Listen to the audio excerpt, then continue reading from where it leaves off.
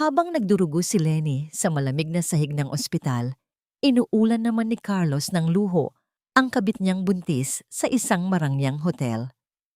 Wala ka ng silbi, baog. Ang walang awang sumbat ng asawang iginapang niya sa hirap.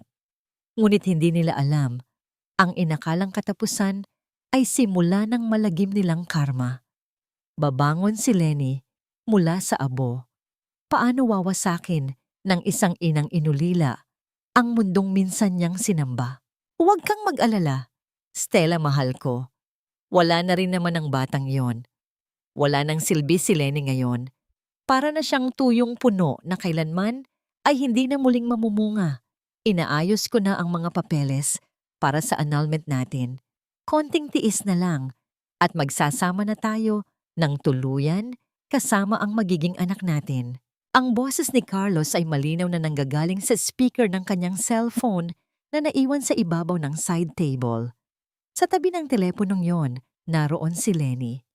Hawak niya ang isang bagong plansang polo ni Carlos.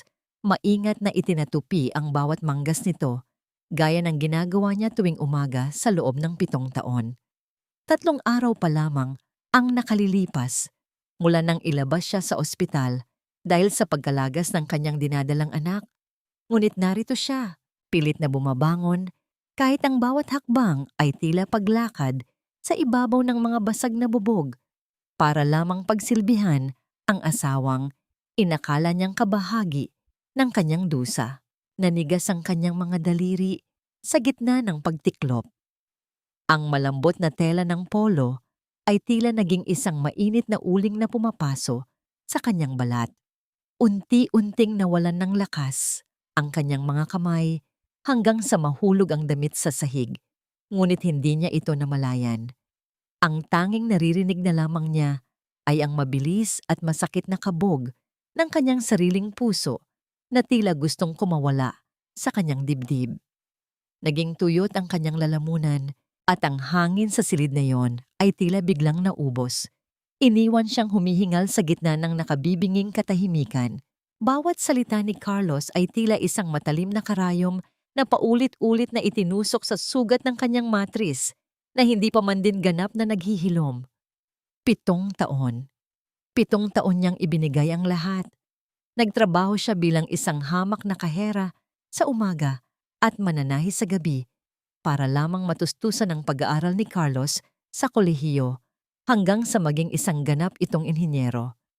Tiniis niya ang panglalait ng ibang tao, ang gutom at ang pagod. Naniniwala na ang tagumpay ni Carlos ay tagumpay din nilang dalawa. Ngunit ngayon, sa sandaling pinakamahina siya, sa sandaling kailangan niya ng balikat na maiiyakan dahil sa pagkawala ng kanilang unang anak, ang tanging natanggap niya ay ang hatol na siya ay wala ng silbi. Narinig ni Lenny ang mga yabag mula sa banyo. Lumabas si Carlos na may dalang tuwalya. Baka sa mukha ang pagiging inosente na tila ba hindi niya katatapos lang magbitiw ng mga salitang pumatay sa kaluluwa ng kanyang asawa. Nang makita niyang hawak ni Lenny ang kanyang telepono, bahagyang nanlaki ang kanyang mga mata at tumigil ang kanyang paghinga. Ang hangin sa loob ng kwarto ay naging mabigat, puno ng tensyong tila isang tali na anumang oras ay mapuputol. "Lenny, kanina ka pa ba riyan?" Mahinang tanong ni Carlos. Ang kanyang boses ay nanginginig, ngunit pilit na pinapakalma. Sinubukan niyang lumapit, ngunit itinaas ni Lenny ang kanyang kamay upang pigilan ito. Walang luhang pumatak mula sa mga mata ni Lenny. Ang sakit na nararamdaman niya ay masyadong malalim para sa mga luha. Ang kanyang paningin ay nakapako sa kawalan. Tila nakikita ang lahat ng kanyang pagsasakripisyo na unti-unting nagiging abo sa kanyang harapan. Ang bawat halik, bawat pangako, at bawat pangarap na binuo nila ay naging isang malaking kasinungalingan. "Para na akong tuyong puno, Carlos." Pag-uulit ni Lenny, ang kanyang tinig ay malamig at basag, gaya ng isang kristal na nahulog sa matigas na semento. Lumingon siya sa kanyang asawa at sa unang pagkakataon, hindi pagmamahal ang nakita ni Carlos sa mga mata nito. kundi isang malalim at madilim na kawalan. Iyon ba ang tingin mo sa akin? Matapos ang lahat ng ginawa ko para sa'yo? Matapos kong mawala ang anak natin? Dahil sa pagtatrabaho ng sobra? Para lang may maipang down payment ka sa bago mong sasakyan? Hindi nakasagot si Carlos. Yumuko siya, hindi dahil sa pagsisisi, kundi dahil sa kahihiyang na booking ang kanyang lihim bago pa man niya ito formal na mailatag. Sa labas ng kanilang silid, narinig ang malalakas na yabag ng takong na papalapit. Ang pinto ay marahas na bumukas. Iniluwa ang isang matandang babaeng may suot na mamahaling alahas at may mukhang puno ng puot. Si Doña Carmen iyon, ang kanyang biyanan na kailanman ay hindi siya tinanggap bilang kapamilya. May hawak itong makapal na puting sobre at ang kanyang ngiti ay tila isang lason na handang pumatay ng anumang natitirang pag-asa sa puso ni Lenny. Inihagis niya ang sobre sa paanan ni Lenny. Ang tunog ng papel na tumama sa sahig ay tila isang huling hatol ng kamatayan para sa kanilang kasal. Huwag mo nang sisihin ang anak ko, Lenny. Singhal ni Doña Carmen, ang boses nito ay puno ng pangungutya. Ang totoo niyan, matagal na kitang gustong palayasin. Isang babaeng hindi marunong mag-alaga ng sariling sinapupunan ay walang karapatang manatili sa pamilyang ito. Pirmahan mo ang mga papel na yan. Huwag ka nang magpanggap na biktima dahil sa huli, ikaw ang malas sa buhay ni Carlos. Tumingin si Lenny sa sobre, pagkatapos ay sa asawang nananatiling tahimik sa gilid. Ang katahimikan ni Carlos ang pinakamasakit na sampal sa lahat. Sa sandaling ito, habang ang kanyang puso ay pilit na tinitahi ang sarili mula sa pagkakadurog, isang tanong ang paulit-ulit na umaalingaw-ngaw sa kanyang isipan. Isang katanungang tila walang kasagutan sa gitna ng tadhana. Ito ba ang kabayaran sa 7 taon ng aking buhay na ibinigay ko sa maling tao?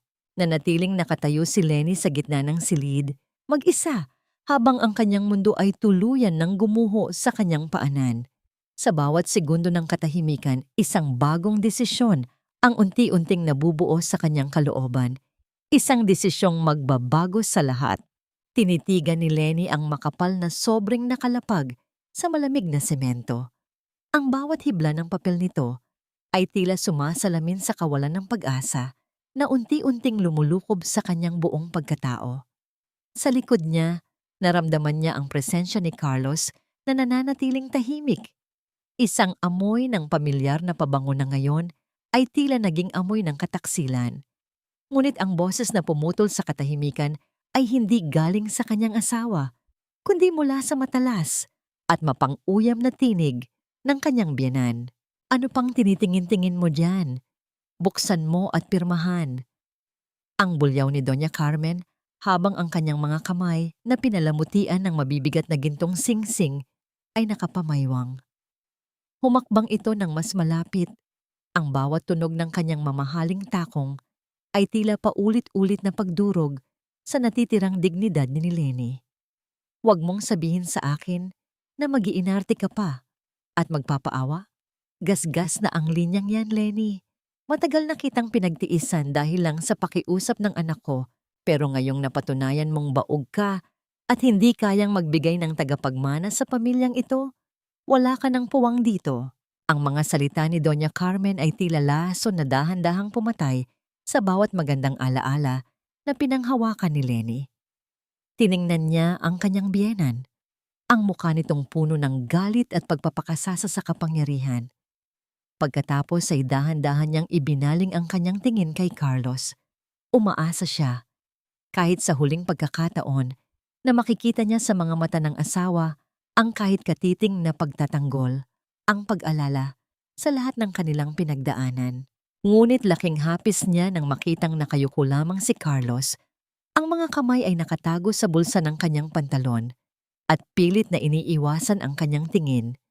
Ang lalaking minsang nangako na ipagtatanggol siya laban sa buong mundo ay ngayon ay tikom ang bibig, isang duwag na nagtatago sa likod ng saya ng kanyang ina. Carlos, wala ka ba talagang sasabihin? Bulong ni Lenny. Ang kanyang tinig ay halos hindi marinig sa bigat ng emosyon. 7 taon tayong magkasama. 7 taon kitang inalagaan at minahal. Ganoon na lang ba kadaling itapon ang lahat ng iyon dahil lang sa nangyari sa anak natin? Kasalanan ko ba na nawala siya? Bago pa man makasagot si Carlos, muling sumingit si Doña Carmen. Hinarangan ng kanyang anak na tila pinoprotektahan ito mula sa isang masamang espiritu.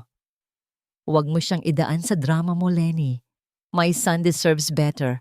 Deserve niya ang isang totoong babae na kayang bumuo ng pamilya. Hindi tulad mo na pabigat na nga. Inutil pa sa pagiging ina.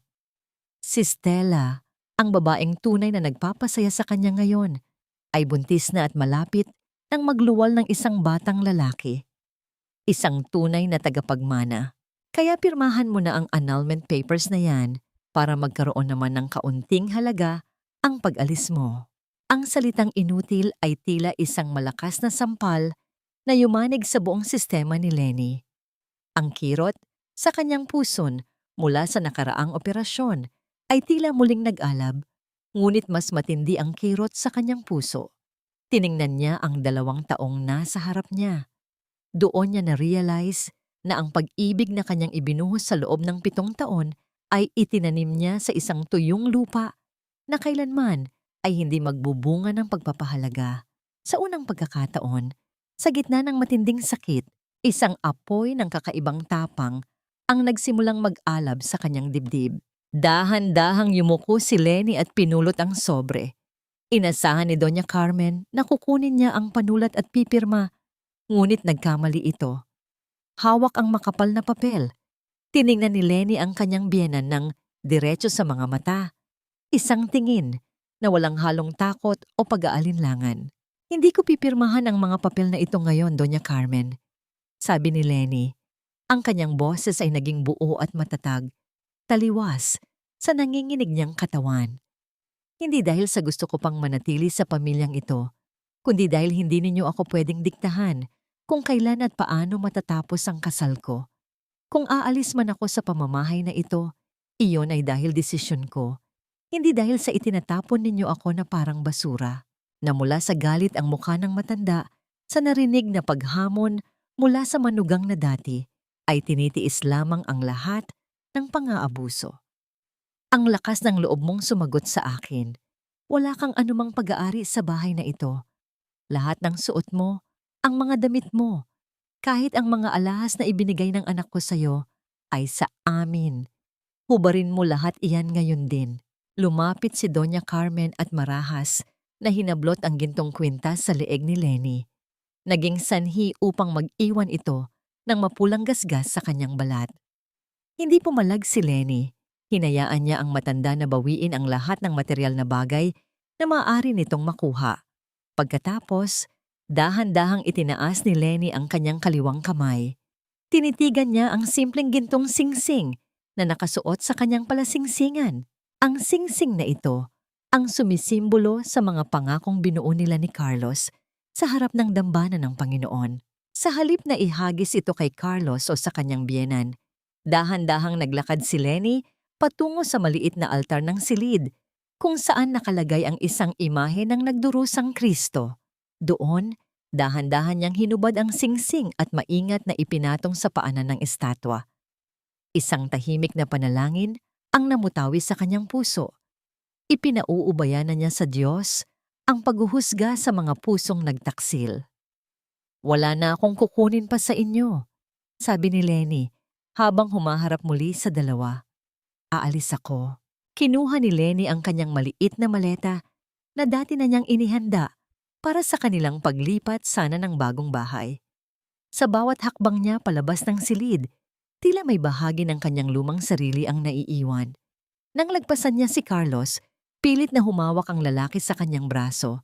Ang mga mata nito ay puno ng kalituhan at biglaang panghihinayang. Lenny, sandali. Saan ka pupunta sa ganitong oras? Gabi na at umuulan sa labas, mahinang sabi ni Carlos. Tiningnan lamang ni Lenny ang kamay ni Carlos na nakahawak sa kanya. Pagkatapos ay tiningnan niya ang mukha nito nang walang anumang emosyon. Huwag mo na akong alalahanin, Carlos. Simula sa gabing ito, tapos na ang tungkulin ko sa'yo bilang asawa. Buong lakas na binawi ni Lenny ang kanyang braso at nagpatuloy sa paglalakad pababa ng hagdan, palabas ng malaking pinto ng mansyon na naging kulungan ng kanyang kaluluwa. Paglabas niya, bumungad sa kanya ang madilim na kalangitan at ang malamig na simoy ng hangin.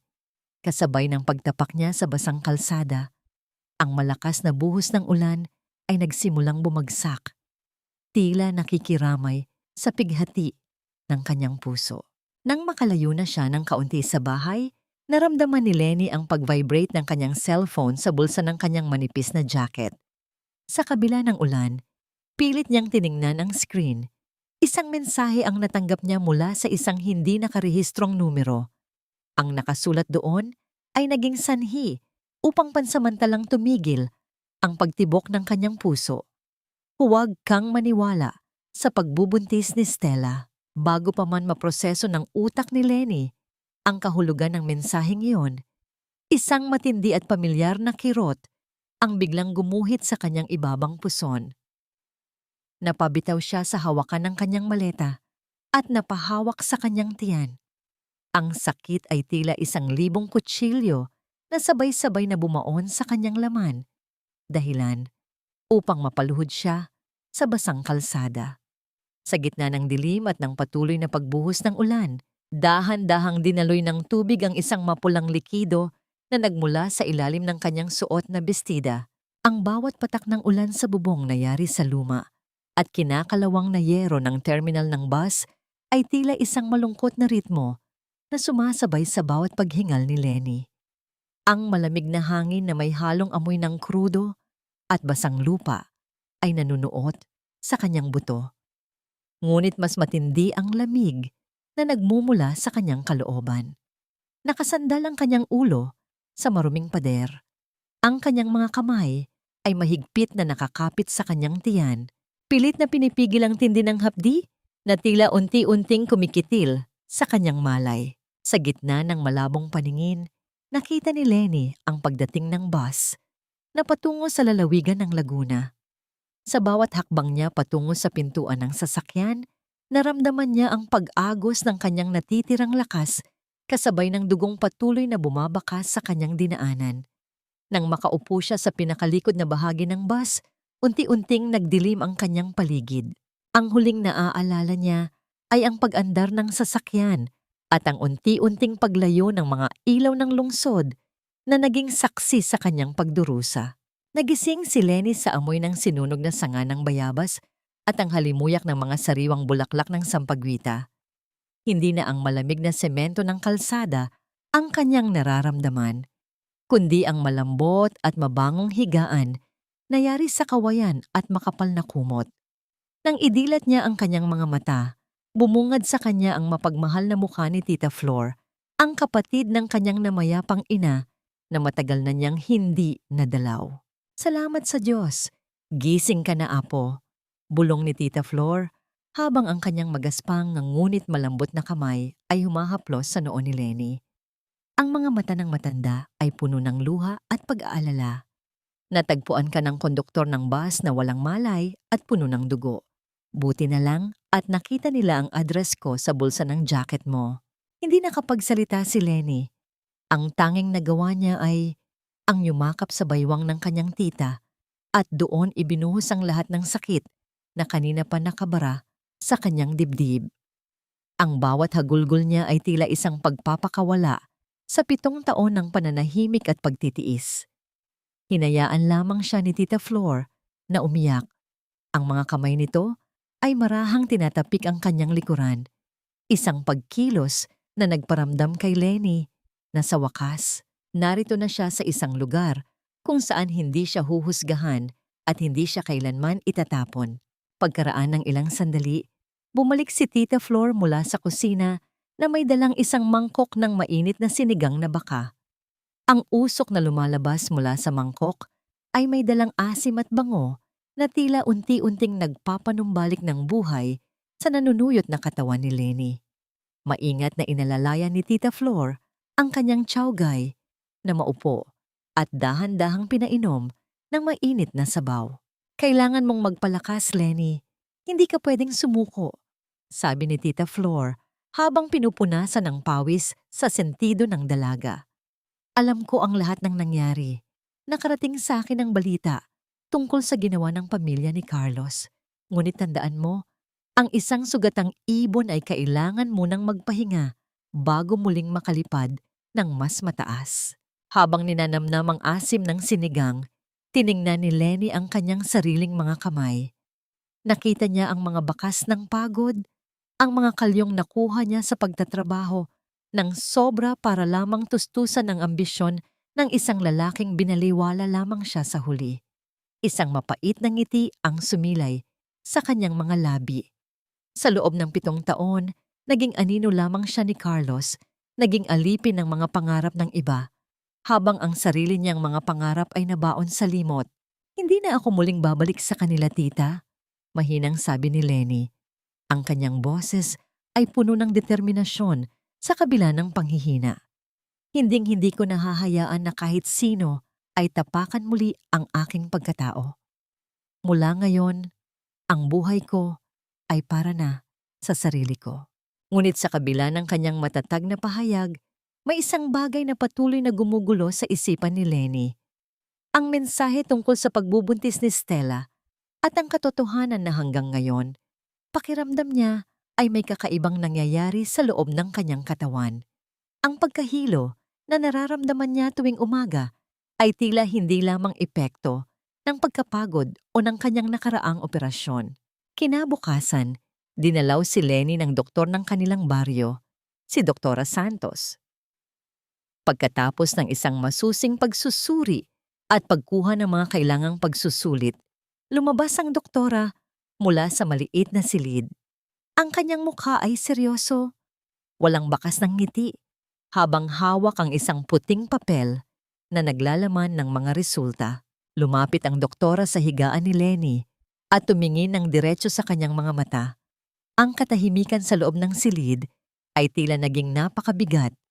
Tanging ang tunog lamang ng hanging umiihip sa mga puno ng mangga sa labas ang naririnig. Lenny, may kailangan akong sabihin sa iyo tungkol sa kalagayan mo. Panimula ng doktora, ang kanyang tinig ay may halong pagkabigla at pagtataka. Ang akala nating lahat ay natapos na ang lahat noong gabing iyon. Ngunit may nakita kaming hindi namin inaasahan. Napahawak si Lenny sa gilid ng kanyang higaan. Ang kanyang puso ay nagsimulang tumibok ng mabilis, naghihintay sa isang katotohanan na maaaring muling bumago sa takbo ng kanyang kapalaran. Isang himala ang nangyari sa sinapupunan mo, Lenny. Ang mga salitang binitiwan ni Doktora Santos na tila isang malakas na kidlat na gumuhit sa gitna ng madilim na langit ng buhay ni Lenny. Napatitig si Lenny sa doktora. Ang kanyang mga labi ay bahagyang nakabukas, ngunit walang salitang lumalabas. Ang kanyang puso ay tumitibok ng mabilis, hindi dahil sa takot, kundi dahil sa isang uri ng pag-asa na hindi niya inakalang mararamdaman pa niya muli. Hinawakan ni Tita Flor ang kamay ni Lenny, ang dalawa ay parehong naghihintay sa karugtong ng paliwanag ng doktora. Base sa pagsusuri at sa huling ultrasound, nakita namin na kambalsa na ang dinadala mo noong una. Patuloy ni Doktora Santos habang itinuturo ang malabong larawan sa screen ng monitor. Ang dugong dinaloy mo noong gabing iyon ay dahil sa pagkawala ng isa sa kanila. Ngunit ang isang sanggol ay nananatiling matatag. Nakakapit siya ng maigi sa iyong sinapupunan, Lenny. Buhay ang anak mo. Sa sandaling iyon, ang silid ay binalot ng isang sagradong katahimikan. Ang luha na kanina pa pinipigilan ni Lenny ay dahan-dahang umagos, hindi na dahil sa pighati ng pagtataksil ni Carlos, kundi dahil sa nag-uumapaw na pasasalamat sa may kapal. Parang may isang maliit na kandila na muling sinindihan sa gitna ng napakadilim na kuweba. Ang bigat na nararamdaman niya sa kanyang dibdib ay biglang napalitan ng isang kakaibang gaan, isang pakiramdam ng layunin at pananagutan.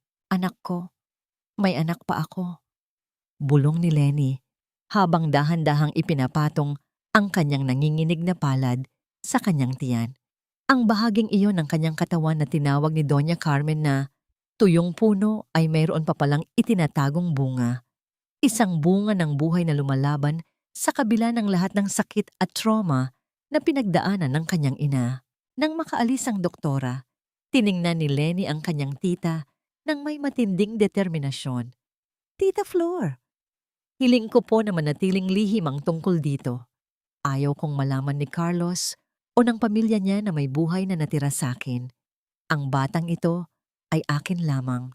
Siya ang magiging simula ng aking bagong buhay, malayo sa dumi at kasinungalingan ng mga taong nanakit sa akin. Tumango si Tita Flor.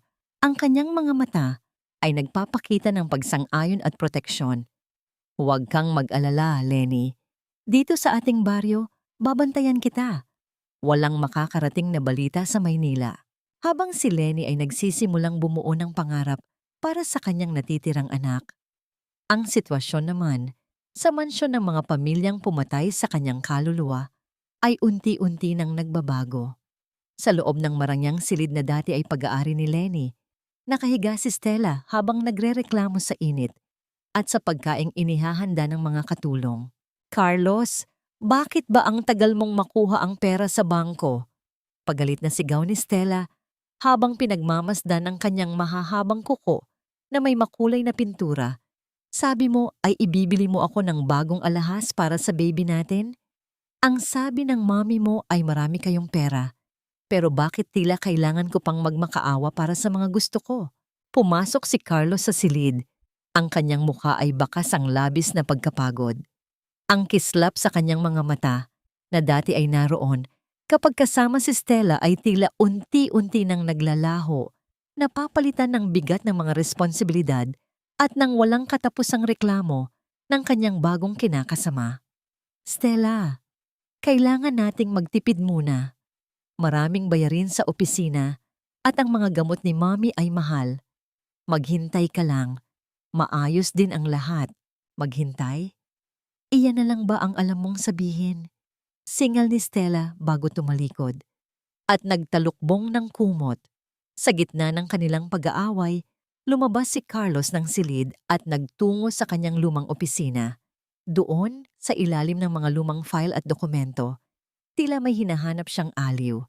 Ngunit sa hindi inaasahang pagkakataon, habang inaayos niya ang mga gamit ni Lenny na naiwan sa isang kahon, isang maliit na asul na notebook ang nahulog sa sahig. Samantala, sa isang maliit na palengke sa lalawigan, masayang naglalakad si Lenny. Ang kanyang mukha ay mayroon ng bahagyang kulay at ang kanyang mga mata ay muling nagniningning. Huminto siya sa isang maliit na tindahan ng mga gamit pambata. Doon, nakita niya ang isang pares ng maliliit na medyas na yari sa puting lana. Dahan-dahan niya itong kinuha at inilapit sa kanyang pisngi. Ang lambot nito ay tila isang pangako ng isang masayang bukas. Ito ang kanyang unang binili para sa kanyang anak. Isang maliit na simbolo ng kanyang muling pagsilang bilang isang ina. Nang gabing iyon, habang mahimbing na natutulog si Lenny, nakatanggap siya ng isang abiso sa kanyang luma at sirang telepono. Isang hindi inaasahang deposito ang pumasok sa kanyang lumang bank account na matagal na niyang hindi nagagamit. Ang halaga ay sapat na upang makapagsimula siya ng isang maliit na negosyo. Wala siyang ideya kung kanino galing ang pera, ngunit itinuring niya itong isang biyaya mula sa langit. Ngunit ang katahimikan ni Lenny ay muling nanganib. Sa Maynila, habang wala si Carlos sa bahay, pumasok si Stella sa opisina nito upang maghanap ng pera o anumang mahahalagang bagay na maaari niyang makuha. Doon, nakita niya ang asul na notebook na nahulog ni Carlos kanina. Binuklat niya ito at ang kanyang mga mata ay nanlaki nang makita ang isang lumang passbook na nakasingit sa pagitan ng mga pahina. Sa loob ng passbook na yon nakasulat ang pangalan ni Lenny, ngunit ang mas nakakuha ng atensyon ni Stella ay ang huling transaksyon at ang balanse na naroon. Ang kanyang mga kamay ay nanginig sa galit at inggit. Hindi siya papayag na may itinatagong yaman ang babaeng pinalayas na nila. Akala mo ba ay makakatakas ka, Lenny? Bulong ni Stella habang ang kanyang mga kuko ay mariing bumaon sa pabalat ng notebook. Kung nahanap kita noon, mahahanap kita ngayon. Ang halimuyak ng bagong lutong pandesal ay humahalo sa malamig na hangin ng madaling araw sa maliit na baryo sa Laguna. Ang usok na lumalabas mula sa pugon ay tila isang puting belo na dahan-dahang sumasayaw sa ilalim ng unti-unting nagliliwanag na kalangitan. Sa loob ng maliit na kusina ni Tita Flor, abala si Lenny sa pagmamasa ng harina. Ang kanyang mga kamay, na dati ay laging nanginginig sa takot at pagod sa bahay ni Carlos, ay ngayon ay matatag at puno ng layunin.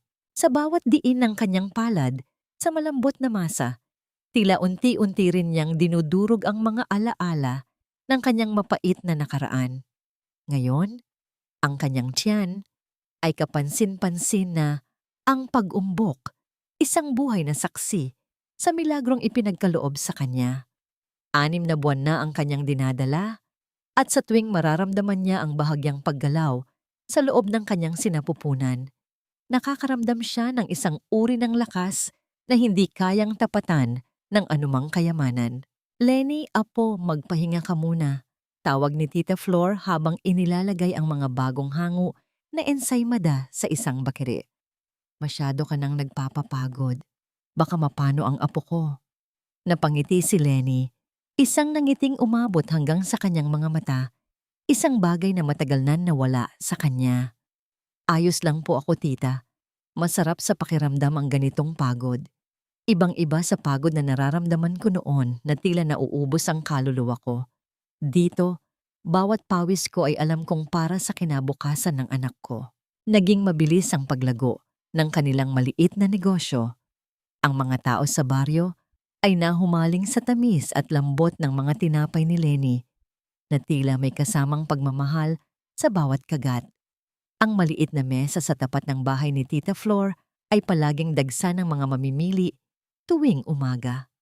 Sa unang pagkakataon sa loob ng maraming taon, naramdaman ni Lenny ang tunay na kalayaan, ang hindi na kailangang humingi ng pabor o magmakaawa para sa bawat pisong gagastusin. Isang hapon, pagkatapos ng mahabang oras ng pagtatrabaho, umupo si Lenny sa isang lumang silya sa ilalim ng puno ng mangga. Inilabas niya ang isang maliit na alkansiyang yari sa kawayan. Isa-isa niyang inihulog ang mga barya at perang papel na kinita niya sa araw na yon. Ang tunog ng pagbagsak ng mga barya sa loob ng kawayan ay tila isang musika sa kanyang pandinig. Ito ang kanyang golden moment. Ang bawat barya ay simbolo ng bawat hakbang niya palayo sa kadiliman at bawat isa ay alay niya para sa magiging katuwang niya sa buhay, ang kanyang anak. Habang payapa ang buhay ni Lenny sa lalawigan, kabaligtaran naman ang nangyayari sa lungsod. Sa mansyon ni Carlos, ang katahimikan ay madalas na binabasag ng malalakas na sigawan at pagdadabog.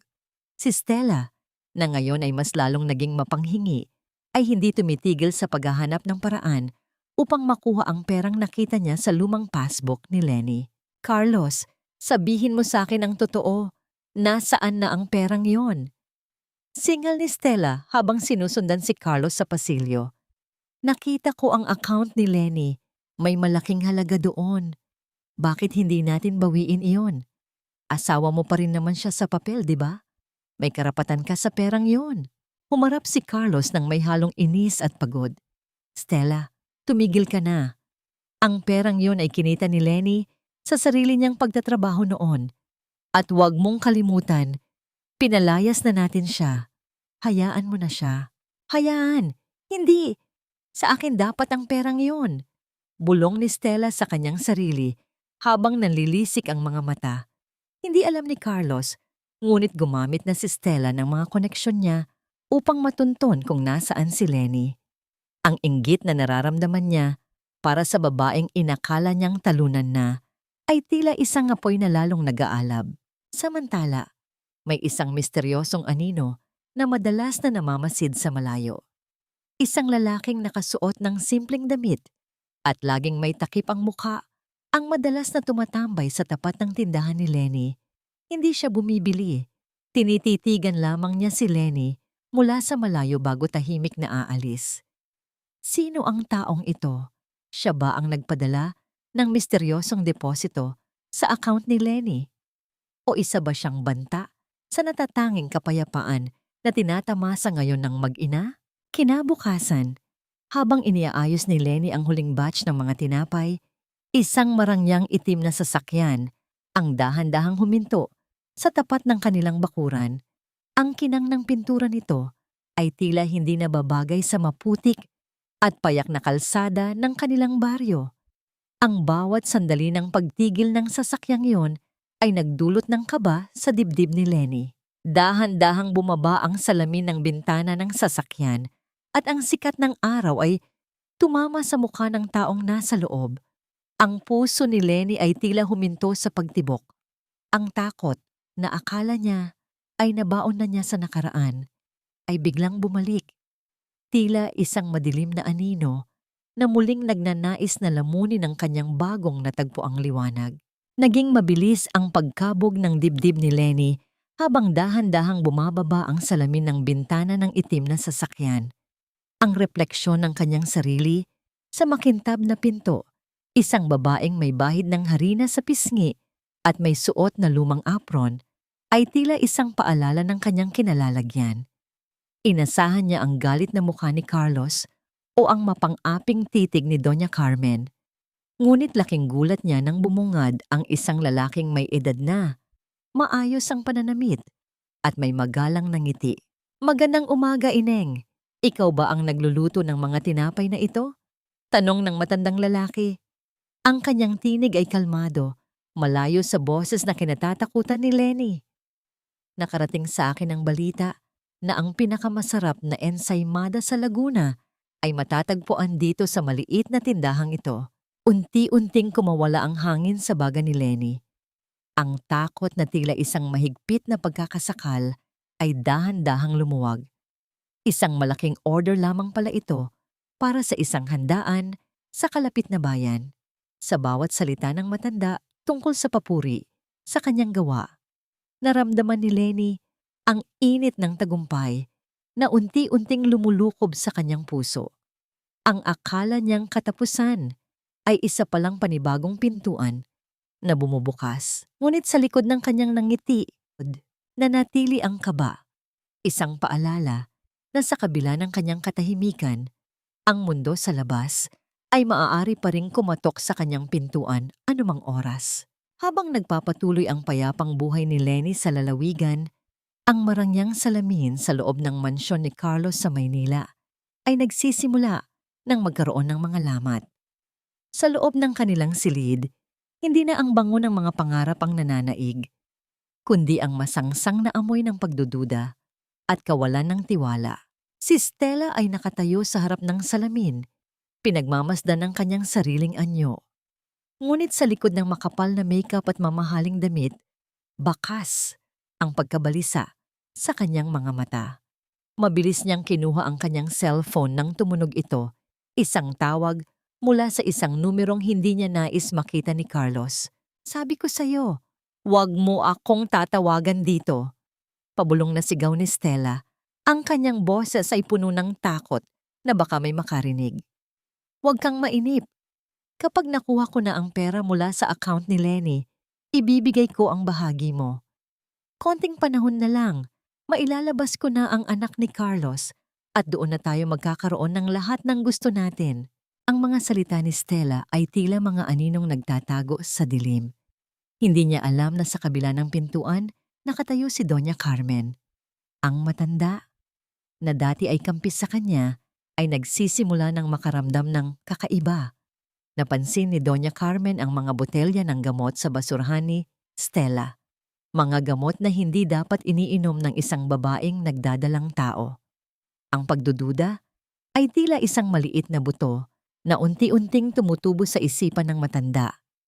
Isang lason na maaring sumira sa lahat ng kanilang plano. Samantala, sa kanyang opisina, nakaupo si Carlos habang nakatitig sa isang lumang litrato ni Lenny na nahanap niya sa loob ng kanyang drawer. Ang Lenny sa litrato ay nakangiti, payak at puno ng tapat na pagmamahal.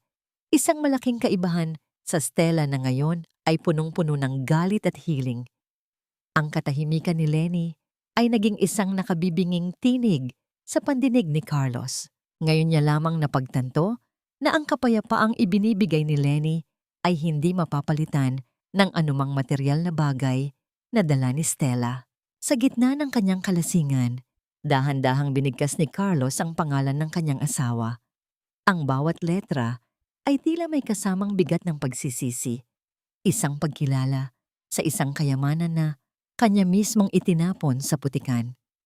Ngunit ang pagsisisi, kahit gaano kalalim, ay madalas na dumarating kung kailan ang lahat ay huli na. Lenny, nasaan ka na ba talaga? Bulong ni Carlos sa hangin. Ang kanyang mga mata ay naniningkit sa pagod at kalungkutan. Habang ang lahat ay abala sa kanilang sariling mga lihim, ang misteryosong lalaki sa Laguna ay muling nagpakita. Sa pagkakataong ito, hindi lamang siya nakatingin sa malayo.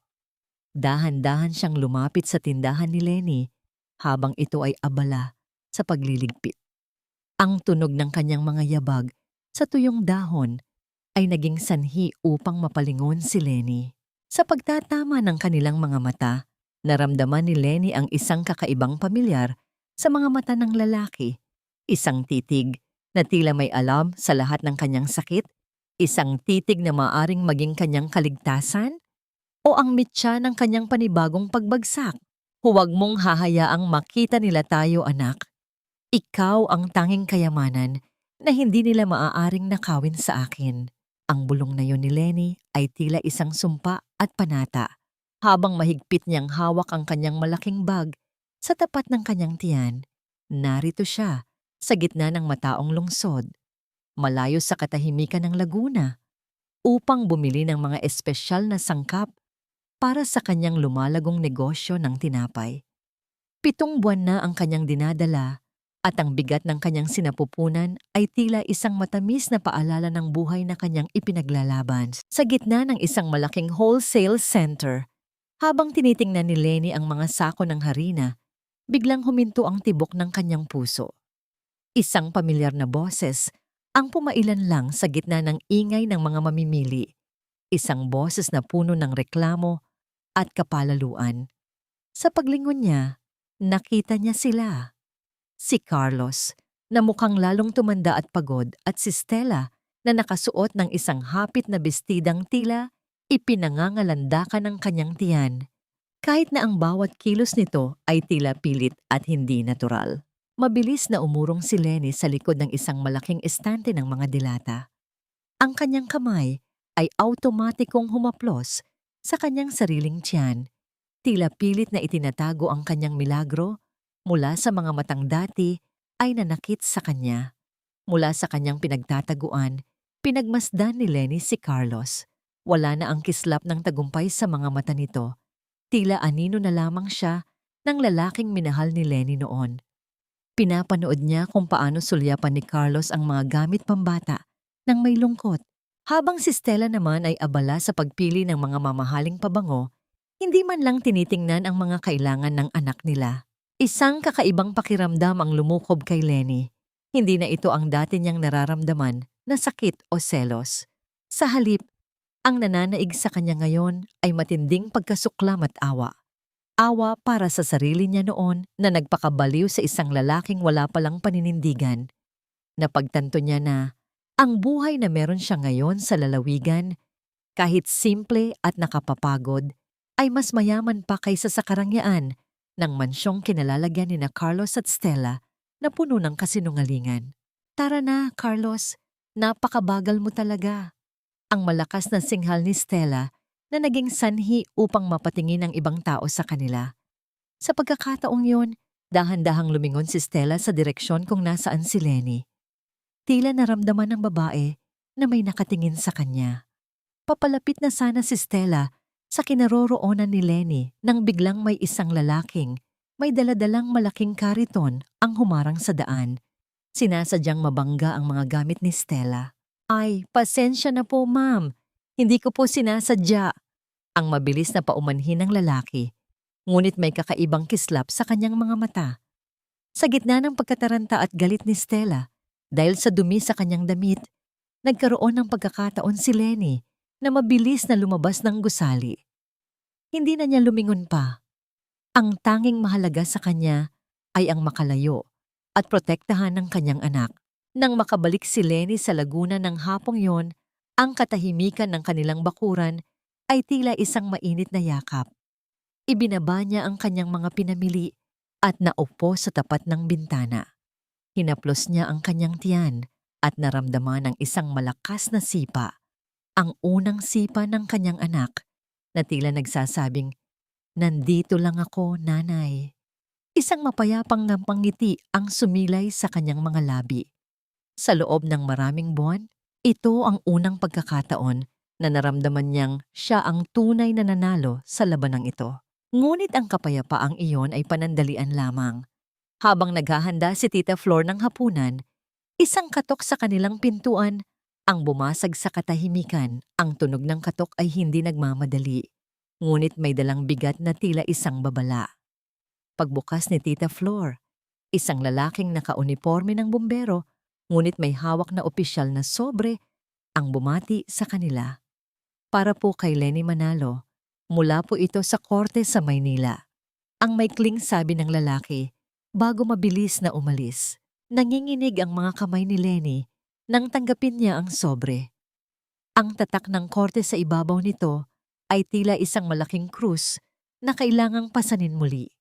Sa loob ng sobreng iyon, hindi lamang mga papeles ang naroon, kundi ang huling tali na nag-uugnay sa kanya sa impyernong akala niya ay tuluyan na niyang tinakasan.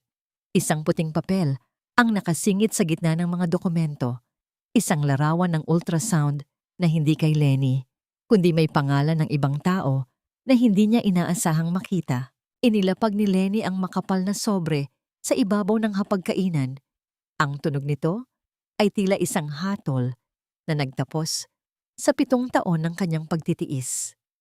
Sa ilalim ng aandap-andap na ilaw ng kanilang kusina sa Laguna, dahan-dahan niyang binuklat ang laman nito.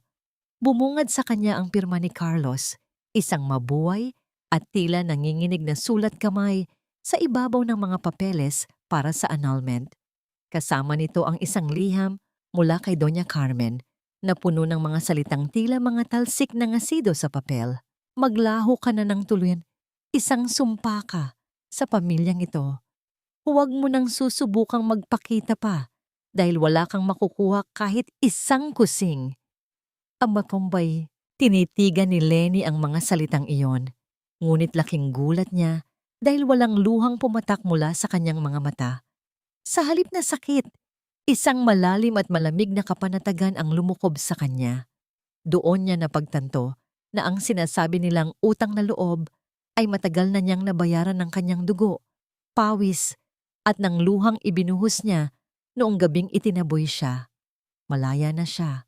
Ang pirma ni Carlos ay hindi na simbolo ng pag-ibig, kundi isang sertipiko ng kanyang kaligtasan mula sa isang impyernong gawa sa ginto. Kinuha ni Lenny ang kanyang panulat. Hindi siya nag-atubili. Sa bawat guhit ng kanyang pirma sa dokumento, tila may isang mabigat na kadena na nalalagas mula sa kanyang pagkatao. Ang bawat letra ay isang deklarasyon ng kanyang bagong simula. Nang matapos siya, kinuha niya ang mapang-aping liham ni Doña Carmen. Hindi niya ito itinago. Sa halip, dinala niya ito sa harap ng kanilang lumang pugon na kasalukuyang nagbabaga para sa huling batch ng mga tinapay. Isang mabilis na pagbitiw at ang liham ay nilamon ng apoy. Nagmistulang abon na tinangay ng hangin. Isang simbolo ng pagtatapos ng kapangyarihan ng matanda sa kanyang buhay. Ngunit bago pa man niya tuluyang itabi ang mga papeles, napansin niya ang isang pirasong papel na nalaglag mula sa loob ng sobre. Isa itong ultrasound image na tila aksidenteng naisama sa mga legal na dokumento. Nakasulat doon ang pangalan ni Stella, ngunit ang petsang nakatala at ang sukat ng sanggol ay hindi tumutugma sa mga buwan na ipinagmamalaki nito kay Carlos. Isang mapait na ngiti ang sumilay sa mga labi ni Lenny. Ang kasinungalingan ay tila isang bahay na yari sa baraha at ang hangin ng katotohanan ay nagsisimula na ring umihip patungo sa mansyon ng mga manalo. Sa gitna ng kanyang pag-iisip, isang matinding kirot ang biglang gumuhit sa kanyang binti patungo sa kanyang ibabang bahagi ng likod. Napahawak si Lenny sa gilid ng mesa. Ang kanyang mukha ay namutla sa biglaang panghihina. Isang matinding chuot-root o cramp ang tila nagparalisa sa kanyang katawan, dahilan upang mabitawan niya ang hawak na baso ng tubig. Ang tunog ng pagkabasag ng bubog sa sahig ay tila isang babala na ang kanyang katawan ay bumibigay na sa tindi ng pagod at emosyon. "Lenny, anong nangyari?" Ang nag-aalalang sigaw ni Tita Flor mula sa kabilang silid nang marinig ang ingay. Sinubukan ni Lenny na sumagot, ngunit ang bawat paghinga niya ay may kasamang hapdi. Unti-unting nawalan ng lakas ang kanyang mga binti hanggang sa mapaluhod siya sa gitna ng kusina, malapit sa mga basag na bubog. Ang kanyang tanging naiisip ay ang buhay na nasa loob ng kanyang sinapupunan. Sa gitna ng dilim na nagsisimulang bumalot sa kanyang paningin, naramdaman niya ang isang malamig na pawis na namumuo sa kanyang noo habang ang sakit ay tila lalong tumitindi. Ang anak ko! Tita, ang anak ko! Ang huling bulong ni Lenny bago tuluyang magdilim ang lahat. Sa gitna ng puting kisame at ng amoy ng gamot na humahalo sa hangin, nagising si Lenny na may isang mabigat na pakiramdam sa kanyang buong pagkatao. Ang huling naaalala niya ay ang malamig na semento ng kusina at ang nag-aalalang boses ni Tita Flor. Dahan-dahan siyang gumalaw at ang bawat bahagi ng kanyang katawan ay tila may dalang kirot. Ngunit ang kanyang unang ginawa ay ang ilapat ang kanyang palad sa kanyang malaking tiyan.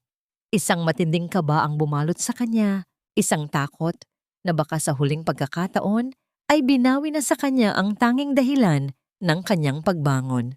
"Huwag kang malikot, apo. Maayos ang kalagayan ninyo." Ang malambot na tinig ni Doktora Santos ang bumasag sa katahimikan ng maliit na silid sa tramsa. "Masyado ka lang nagpapapagod, Lenny. Ang katawan mo ay sumisigaw na ng pahinga. Ang stress at ang walang tigil mong pagtatrabaho ay nagdulot ng maagang contractions, ngunit buti na lamang at naagapan namin." Isang malalim na buntong hininga ng pasasalamat ang kumawala sa mga labi ni Lenny. Habang nakatingin siya sa labas ng bintana kung saan makikita ang mga dahon ng kawayan na sumasayaw sa hangin, naramdaman niya ang isang kakaibang paggalaw sa loob ng kanyang sinapupunan. Hindi ito ang karaniwang maliliit na sipa na nararamdaman niya noon. Isang malakas at mapuwersang pagtulak ang naramdaman niya mula sa loob. Tila isang maliit na kamay o paa ang nagpapaalala sa kanya na ang buhay na ito ay hindi susuko. Isang sipa na tila nagsasabing, "Nanay, narito ako. Huwag kang matakot." Sa unang pagkakataon, ang mga luha ni Lenny ay hindi na bunga ng pait. Isang dalisay na ligaya ang dumaos-dos sa kanyang mga pisngi habang hinahaplos ang bahaging iyon ng kanyang tiyan kung saan naramdaman ang sipa. Ang buhay na ito, na nabuo sa gitna ng kataksilan at pighati, ay ngayon ay naging kanyang kuta at sandigan. Isang tahimik na awit ang namutawi sa kanyang mga labi. Isang oyaye na puno ng pangako na hinding-hindi niya hahayaang muling madungisan ng anumang kasamaan ang kinabukasan ng kanyang anak. Pumasok si Tita Flor sa silid, bitbit ang isang baso ng mainit na gatas at may dalang balita mula sa lungsod. "Lenny, tumawag ang isa nating kakilala sa Maynila. Nagkakagulo na raw sa mansyon ni na Carlos. Mukhang napaaga ang panganganak ni Stella at ngayon ay naghahanda sila para sa isang malaking pagdiriwang para sa tagapagmana kuno ni Carlos. Isasabay raw nila ang pagdiriwang sa formal na pagpapakilala sa bata sa kanilang mga sosyalerong kaibigan." Isang kakaibang kislap ang lumitaw sa mga mata ni Lenny. Ang pangalang Stella at Carlos ay hindi na nagdudulot sa kanya ng pangangatog, kundi ng isang malamig na determinasyon. Naalala niya ang ultrasound image na nakita niya sa loob ng sobre ng annulment, ang lihim na tila nakatadhana talagang mahulog sa kanyang mga kamay. Alam niya ang katotohanan at alam niyang ang pagdiriwang na iyon ay isang entablado ng mga kasinungalingan. Tita, kailangan nating pumunta sa pagdiriwang na yon, mahinang sabi ni Lenny, ngunit ang bawat salita ay may dalang bigat ng isang hindi matatawarang desisyon. Hindi para magmakaawa o para bumalik kay Carlos. Pupunta ako doon upang tapusin ang lahat. Kailangang makita ng mundong yon na ang babaeng itinapon nila ay hindi namatay sa putikan, kundi muling isinilang na mas matatag kaysa sa lahat ng kanilang kayamanan. Hinawakan ni Tita Flor ang kamay ni Lenny. Nakikita ang apoy ng hustisya sa mga mata ng kanyang tiyogay. Alam niyang wala nang makakapigil pa kay Lenny. Kung iyan ang nais mo, sasamahan kita. Hindi ka nag-iisa sa laban na ito. Bumangon si Lenny mula sa pagkakahiga. Ang bawat kilos niya ay may dalang dignidad. Binuksan niya ang kanyang lumang aparador at kinuha ang isang balot ng tela. Sa loob nito ay ang isang mahaba at maringal na bestidang kulay pula. Isang kulay na sumisimbolo sa dugo ng kanyang pagdurusa at sa apoy ng kanyang muling pagsilang. Tinitigan niya ang kanyang sarili sa salamin. Ang Lenny na nakikita niya ay hindi na ang api-apihang asawa, kundi isang ina na handang itaya ang lahat para sa katotohanan. Maghanda kayo, Carlos, Doña Carmen. Bulong ni Lenny sa kanyang sarili habang ang kanyang mga mata ay naniningkit.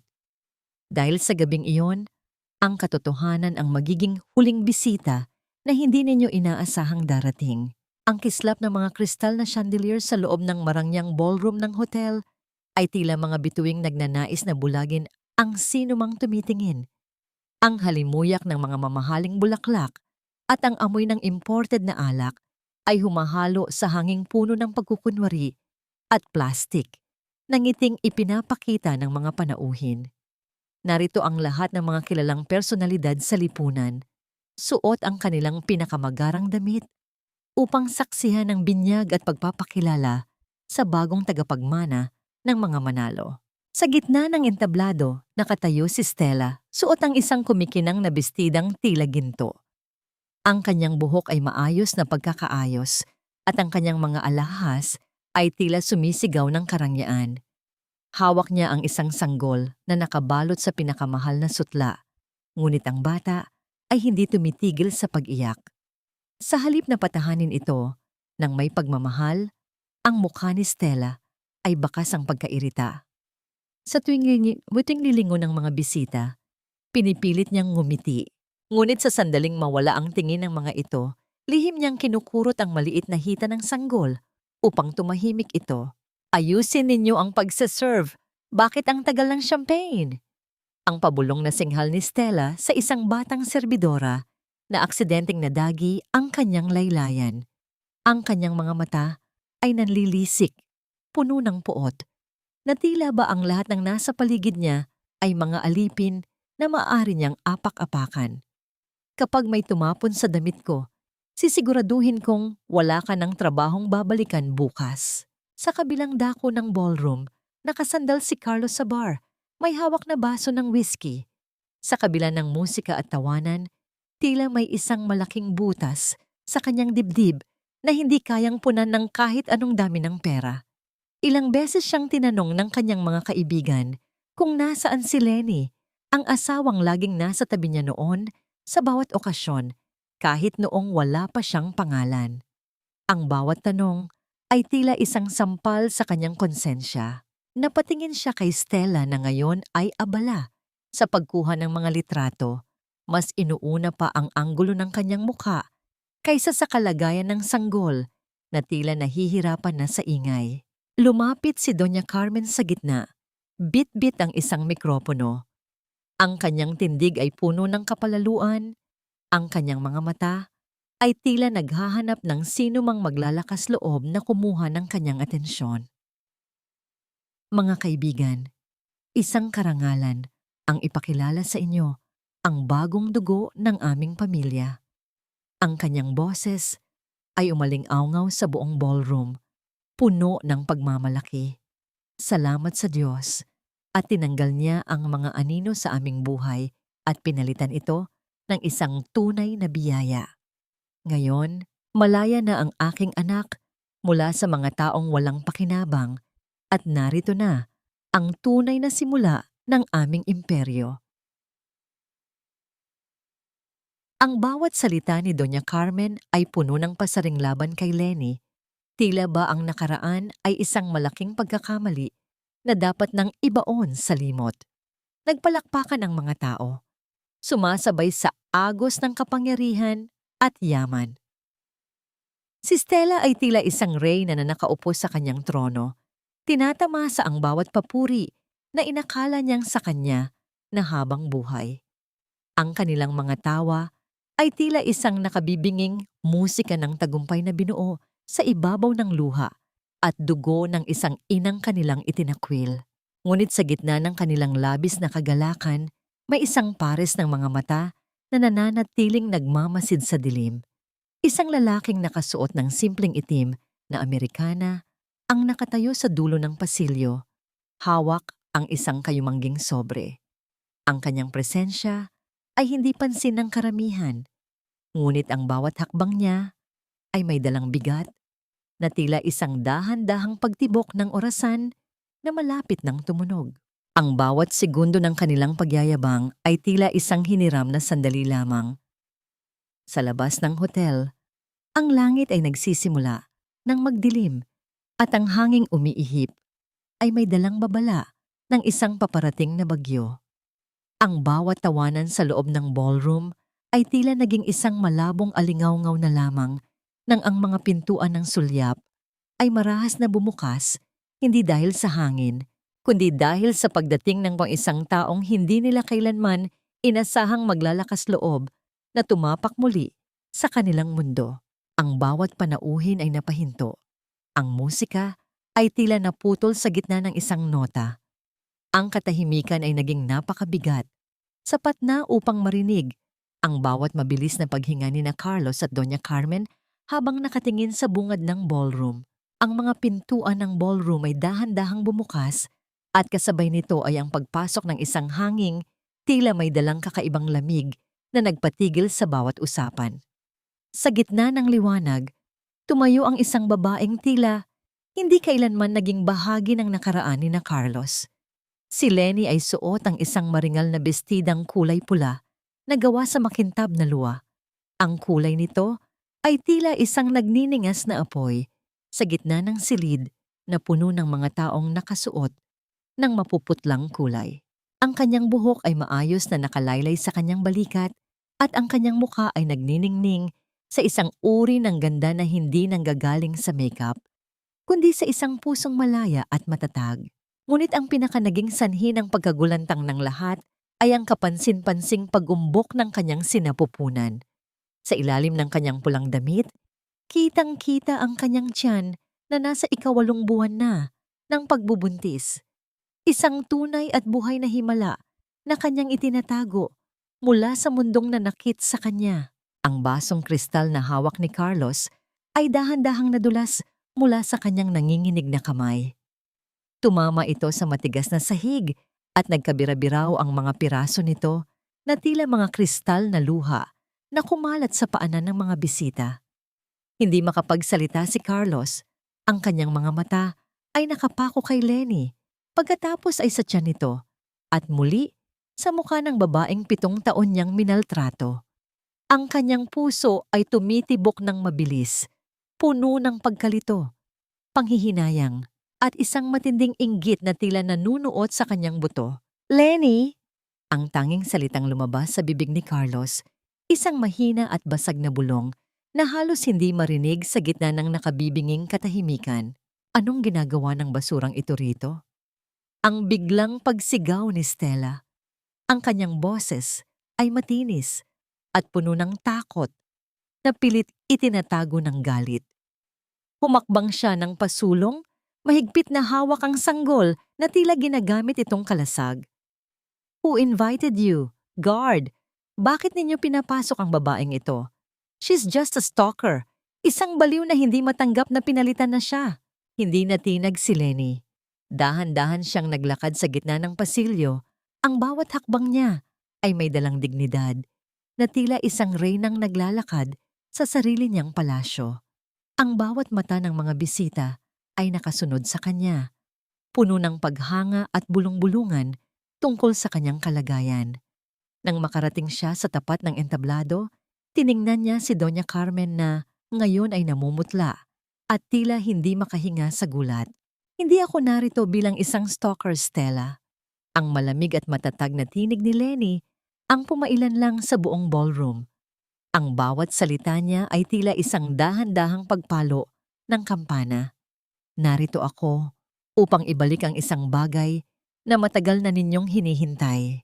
Inabot ni Lenny ang kanyang bag at inilabas ang isang puting sobre. Hindi ito ang sobre ni Doña Carmen na puno ng pangaapi, kundi ang mga papeles ng annulment na pirmado na niya. Maingat niyang inilapag ang mga papel sa ibabaw ng marangyang mesa na puno ng mga regalo para sa bata. Narito na ang huling pirma, sabi ni Lenny habang nakatingin ng diretso sa mga mata ni Carlos. Malaya na kayong magsama sa mundong binuo ninyo sa kasinungalingan. Wala na akong anumang kailangan mula sa inyo dahil sa loob ng aking sinapupunan, dala ko na ang lahat ng kayamanan na hindi ninyo kailanman kayang bilhin.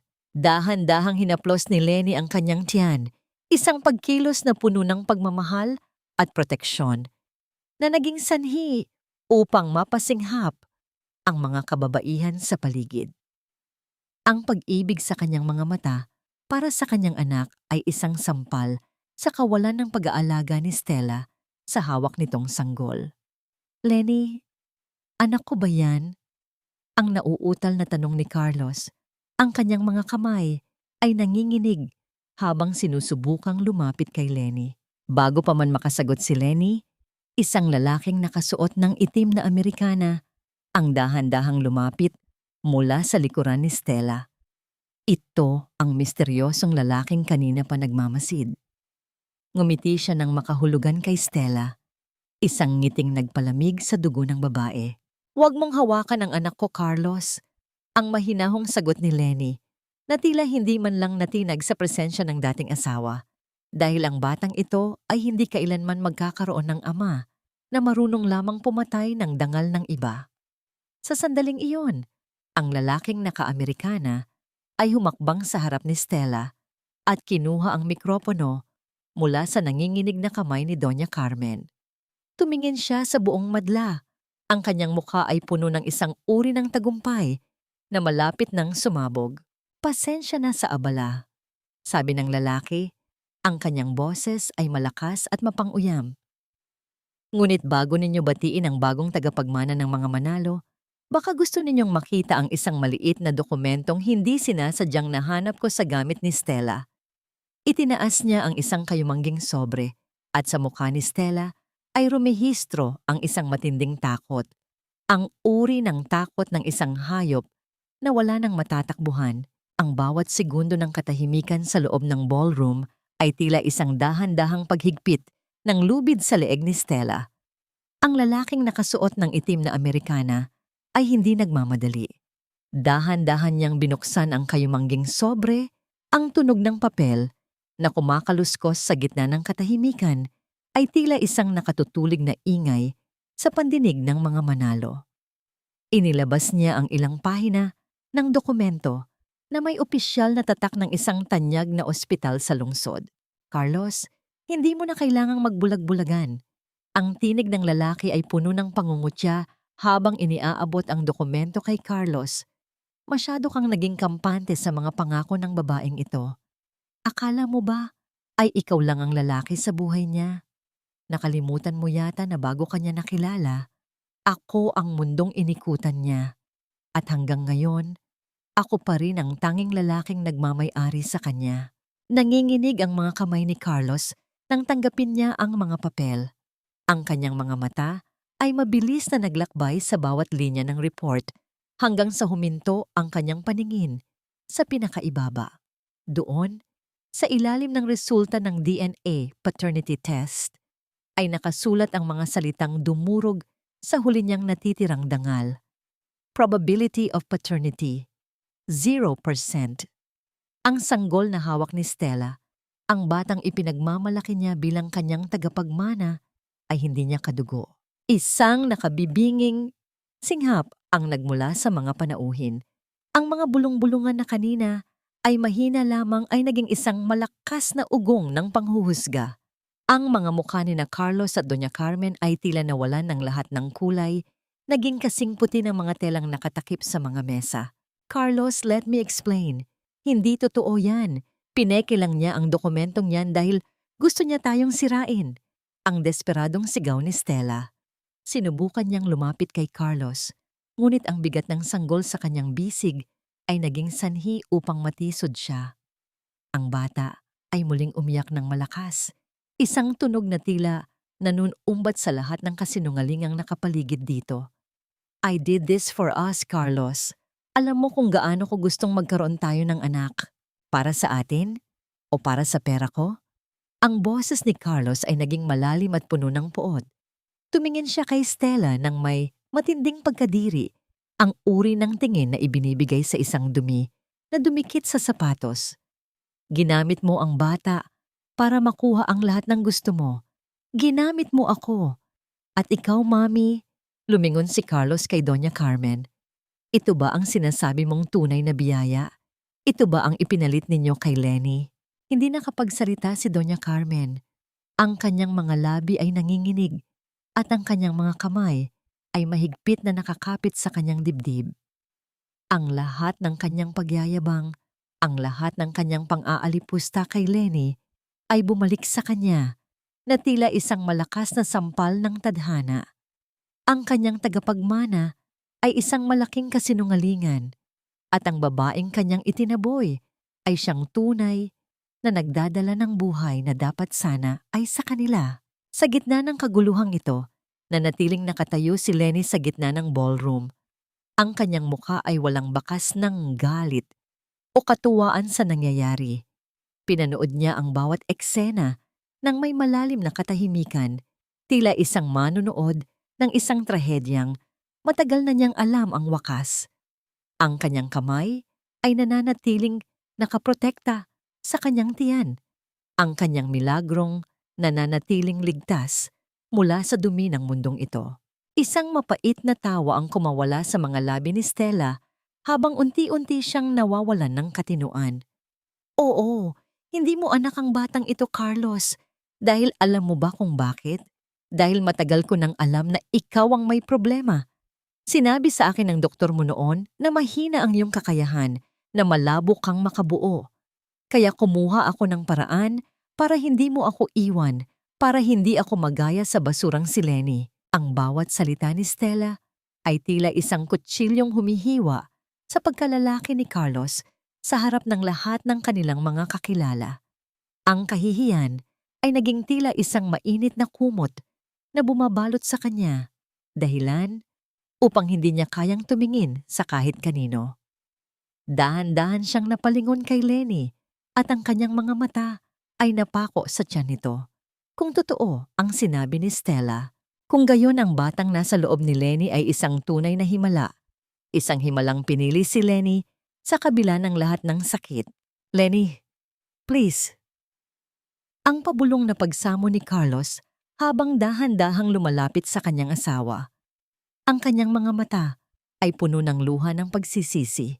Bago pa man makahakbang si Carlos, si Doña Carmen ay biglang naglabas ng isang mahina, ngunit nakapangingilabot na tunog mula sa kanyang lalamunan. Ang kanyang mga mata ay naningkit at ang kanyang katawan ay dahan-dahang tumumba sa sahig. Ang mga alahas niya ay lumikha ng isang matunog na pagkiskis sa semento bago ang lahat ay nabalot ng gulo at takot. Sa gitna ng kaguluhan, ang ingay ng mga sirena ng ambulansya sa labas ay tila isang malungkot na musika na naghuhudyat ng pagtatapos ng isang huwad na imperyo. Ang marangyang ballroom na kanina ay puno ng tawanan at pagyayabang ay naging isang eksena ng pagkawasak. Ang mga waiter ay nagmamadaling tumabi habang ang mga paramedic ay mabilis na binuhat si Doña Carmen na ang katawan ay tila isang tuyong dahon na wala ng buhay. Ang kanyang mga mamahaling alahas ay tila mabigat na tanikala na nakasabit sa kanyang nangungulubot na leeg. Si Stella ay nakatayo sa gitna ng nagkalat na mga pagkain at basag na kristal. Ang kanyang buhok ay gulo-gulo at ang kanyang mukha ay basang-basa ng luha at sirang make-up. Wala na ang kanyang kapangyarihan, wala na ang kanyang trono. Sa isang hudyat ni Carlos, ang mga gwardiya ng hotel ay lumapit sa kanya. Ang bawat hawak nila sa braso ni Stella ay tila isang pagtatakwil sa lahat ng kanyang mga dumi at kasinungalingan. Bitawan ninyo ako. Carlos, wag mo akong gawin na parang basura. Ang huling sigaw ni Stella habang kinaladkad siya palabas ng ballroom kasama ang sanggol na patuloy sa pag-iyak, isang batang walang malay na naging biktima ng kasakiman ng sarili niyang ina. Ang tunog ng pagsasara ng malaking pinto sa likod nila ay tila isang tuldok sa madilim na kabanata ng buhay ni Stella sa loob ng pamilyang Manalo. Naiwan si Carlos sa gitna ng malawak at bakanteng bulwagan. Ang mga bisita ay unti-unti na ring nag-alisan. Iniwan ang mga basag na baso at mga lobo na isa-isang pumuputok, tila mga pangarap na nawalan ng hangin. Nakatayo siya doon, isang lalaking nasa tuktok ng kanyang karera, ngunit sa katotohanan ay wala nang natitira kahit katiting na dangal. Ang bawat anino sa silid ay tila nanunumbat sa kanya, ipinapaalala ang bawat sandali na pinili niyang maging bulag at bingi sa katapatan ni Lenny. Dahan-dahan siyang lumingon kay Lenny.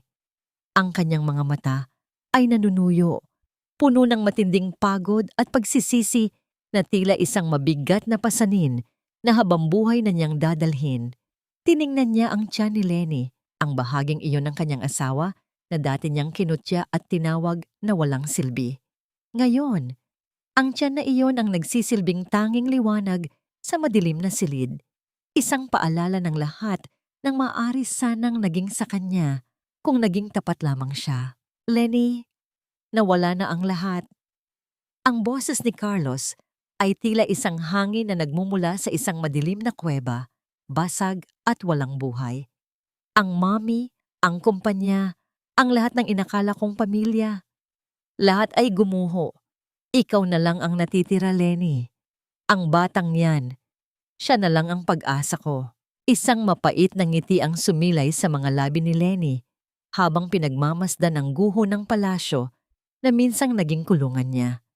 Nakita niya ang bawat piraso ng konfeti na nakakalat sa sahig, mga makukulay na papel na tila sumisimbolo sa mga huwad na pangako ni Carlos.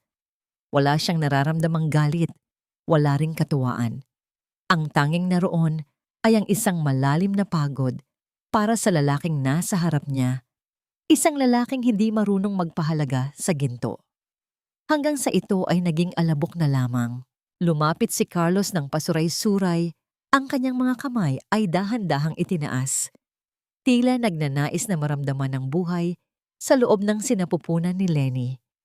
Ang bawat daliri niya ay nanginginig, naghahanap ng kapatawaran sa isang paraang hindi niya kayang bigkasin.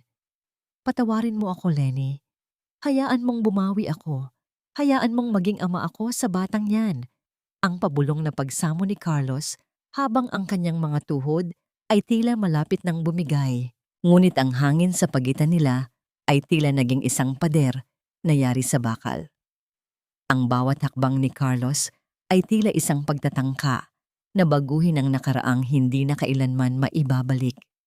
Ang bawat patak ng kanyang luha sa marangyang alpombra ay tila walang saysay sa harap ng babaeng dumanas ng higit na matinding ulan ng pasakit sa kanyang kamay. Isang matalim na tanong ang tila sumagi sa isipan ni Lenny habang nakatingin sa lalaking minsang naging buong mundo niya. Ang huli bang pagsisisi ay sapat na upang dugtungan ng isang pusong ikaw mismo ang pumatay. Lenny, parang awa mo na. Alam kong nagkamali ako, pero tignan mo ang nangyari sa akin. Nawala ang lahat. Ang mommy, ang dangal ko, pati ang batang inakala kong sa akin. Lahat bula na lang. Huwag mo namang ipagkait sa akin ang huling pagkakataon na maging isang ama. Ang boses ni Carlos ay tila isang mahinang bulong ng hanging lumalabas mula sa isang luma at sirang pader, punong-puno ng panginginig at desperasyon. Dahan-dahan siyang lumuhod sa harap ni Lenny, ang kanyang mamahaling pantalon ay sumayad sa maruming alpombra na puno ng mga tirang pagkain at basag na kristal. Ang kanyang mga kamay, na dati ay laging nakataas sa kapalaluan, ay ngayon ay mahigpit na nakakapit sa laylayan ng pulang bestida ni Lenny. Tila ba ito ang huling salbabida na magliligtas sa kanya mula sa pagkakalunod sa sarili niyang kahihiyan. Tinitigan ni Lenny ang lalaking nasa paanan niya. Sa bawat patak ng luha ni Carlos na bumabasa sa tela ng kanyang damit, tila bumabalik sa kanya ang mga alaala ng kanilang 7 taon. Naalala niya ang mga gabi noong sila ay nagsisimula pa lamang, noong magkasalo sila sa isang pirasong tinapay at nangangarap ng isang magandang bukas. Sinubukan ni Carlos na gamitin ang mga alaalang yon, ang kanilang nakaraan, upang pukawin ang natitirang lambot sa puso ni Lenny. Naalala mo ba, Lenny? Noong wala pa tayong lahat ng ito, masaya tayo noon sa maliit nating kwarto. Ipapagamot ko ang mami, aayusin ko ang kumpanya, at bubuuin natin ang pamilyang pinangarap natin. Gagawin ko ang lahat, Lenny. Magbabago ako. Ipapangalan ko sa iyo ang lahat ng ari-arian ko, basta bigyan mo lang ako ng pagkakataon na hawakan ng anak natin. Habang nagsasalita si Carlos, isang matinding tensyon ang namayani sa pagitan nila. Ang bawat pangako ni Carlos ay tila isang dahan-dahang paghatak sa puso ni Lenny. Sinusubok ang kanyang paninindigan, ngunit sa bawat salitang lumalabas sa bibig nito, mas lalong nagiging malinaw kay Lenny ang isang katotohanan. Ang lalaking ito ay humihingi ng tawad hindi dahil sa mahal niya si Lenny, kundi dahil wala na siyang ibang matatakbuhan. Ang kanyang pagsisisi ay hindi bunga ng pag-ibig, kundi bunga ng pagkatalo. Isang mainit na luha ni Carlos ang tumulo sa mubakas ng kamay ni Lenny nang subukan nitong abutin ang kanyang daliri. Ramdam ni Lenny ang init nito, isang pisikal na ebidensya ng pagdurusa ng lalaki. Ngunit sa halip na haplusin ang ulo ng asawa, kinuha ni Lenny ang isang pirasong tuyong tissue mula sa kanyang bag. Maingat niyang pinunasan ang kanyang balat, pinapawi ang bakas ng luha ni Carlos nang walang anumang emosyon sa kanyang muka. Tila ba dumi lamang ito na kailangang alisin. Ang mga pangako mo, Carlos, ay tila mga lobo na pumuputok sa paligid natin ngayon. Ang tinig ni Lenny ay naging malamig at matatag. Walang bakas ng pag-aalinlangan. Masyado mong minaliit ang halaga ng isang babaeng ibinigay ang lahat sa iyo. Inakala mo na ang katapatan ay parang isang damit na maaari mong hubarin at isuot muli kung kailan mo gusto. Tumayo ng tuwid si Lenny. Ang kanyang presensya ay tila lalong naging maringal sa gitna ng mga guho ng ballroom.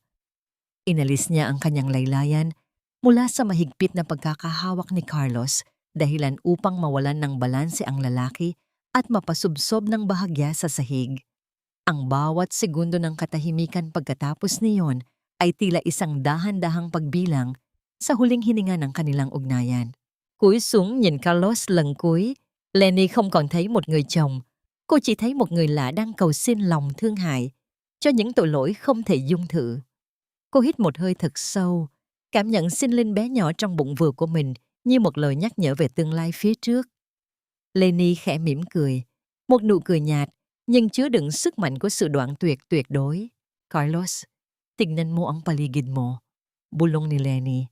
Ang kanyang boses ay umalingaw-ngaw sa bakanting silid. Ito ang mundong pinili mo.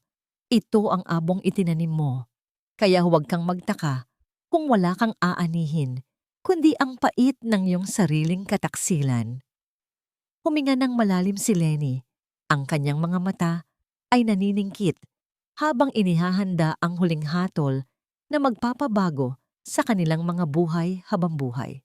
Ang batang ito ay walang amang taksil, Carlos, at hinding-hindi ko hahayaang ang pangalan mo ang maging unang dumi na dadapo sa kanyang pagkatao. Ang bawat salitang binitiwan ni Lenny ay tila isang dahan-dahang pagbaon ng kutsilyo sa natitirang pag-asa ni Carlos. Nanatiling nakaluhod ang lalaki.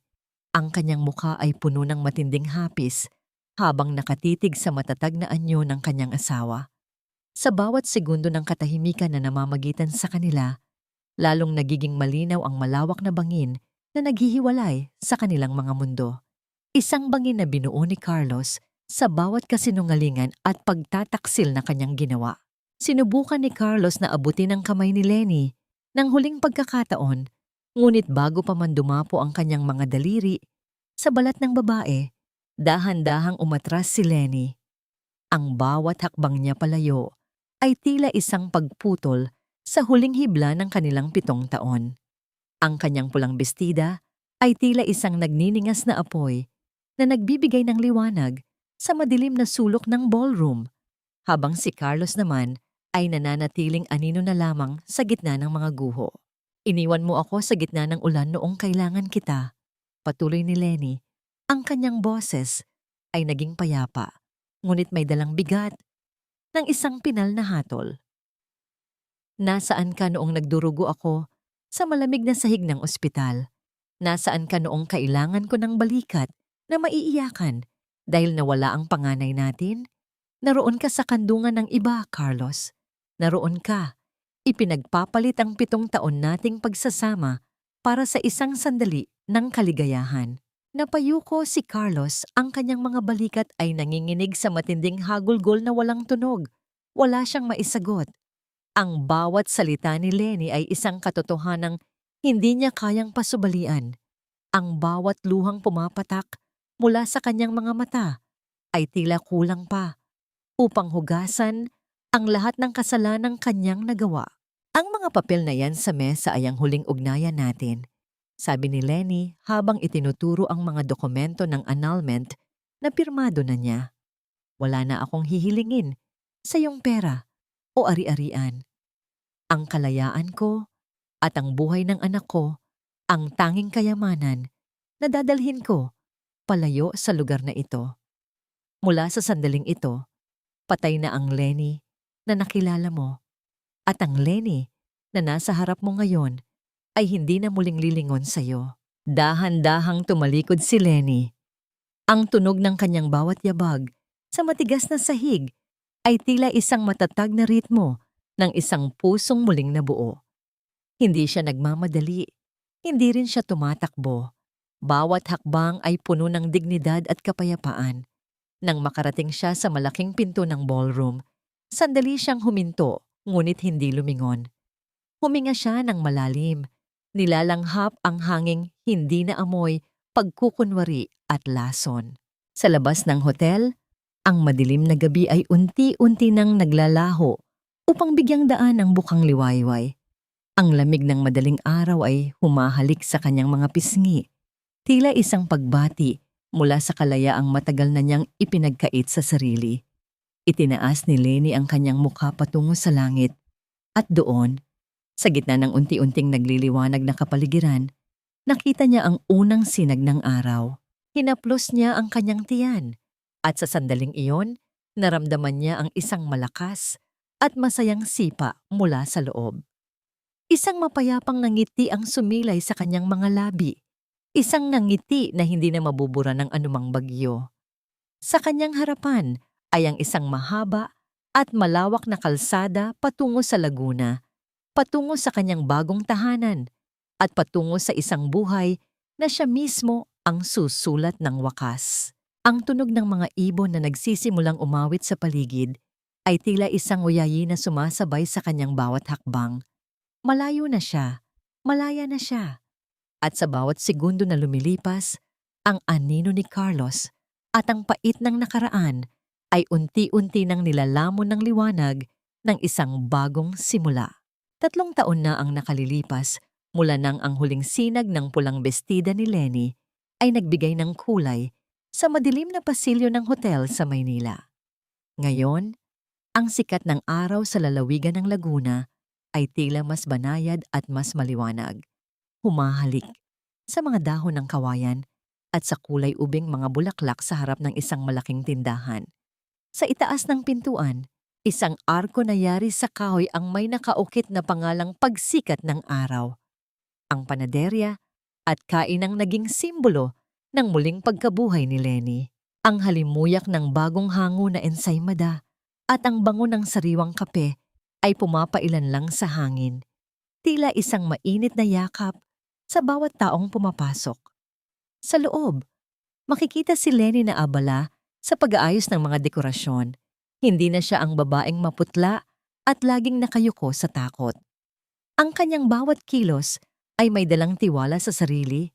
Ang kanyang balat ay nagniningning sa ilalim ng liwanag ng umaga at ang kanyang mga mata ay puno ng isang uri ng kapayapaan na hindi kayang nakawin ng kahit sino.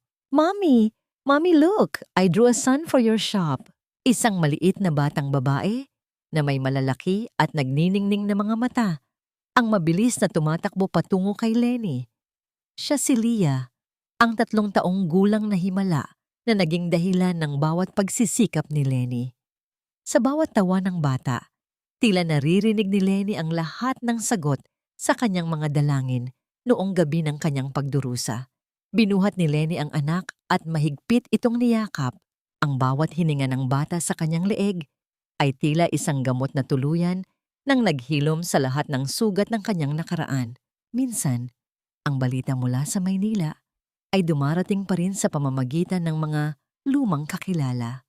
Narinig ni Lenny na si Carlos ay isa na ngayong lalaking madalas makitang naglalakad mag-isa sa mga bar, lunod sa alak at sa anino ng kanyang sariling pagsisisi. Wala na ang kanyang kumpanya, wala na ang kanyang yaman, at mas lalong wala na ang pamilyang inakala niyang mabibili ng pera. Si Doña Carmen naman ay nananatili sa isang tahimik na nursing home. Ang kanyang katawan ay tila naging bilanggo ng sarili niyang karamdaman. At ang tanging kasama ay ang mga alaala ng kanyang mga maling desisyon. Pinatawad na ba sila ni Lenny?